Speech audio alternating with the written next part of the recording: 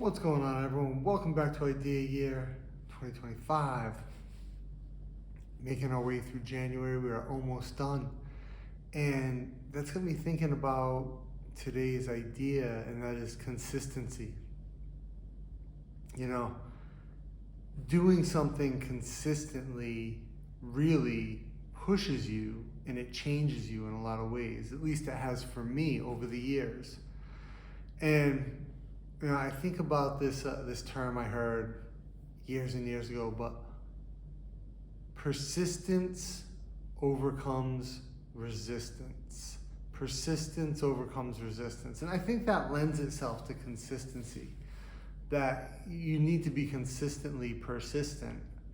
But being consistent, doing something every day, making these videos every day, getting up at the same time every day, working out every day, those consistent things compound.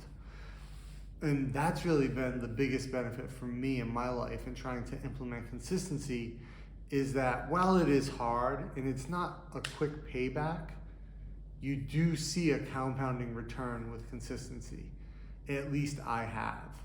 The more consistent I've been with something, the better the results over the long term. And I think that's really important. I think that's key to think about.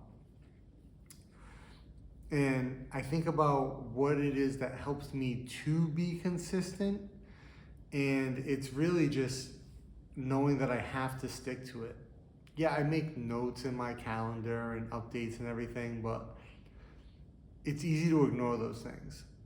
What's not easy to do is trick yourself and say like, oh, you can get away with it, skip it for one day, it's fine. That's not okay. You can't do that. You have to be honest and say like, look, if I skip it, if I don't do this today or I don't do this hour, it's gonna be easier to say no to it next time. And if it's easier to say no, it's harder to say yes. So be consistent and it just stays easy. And that's been a hard thing for me to sort of realize, or I should say a hard thing for me to actualize in my life. It wasn't automatic. That was not my default setting. I had to get there.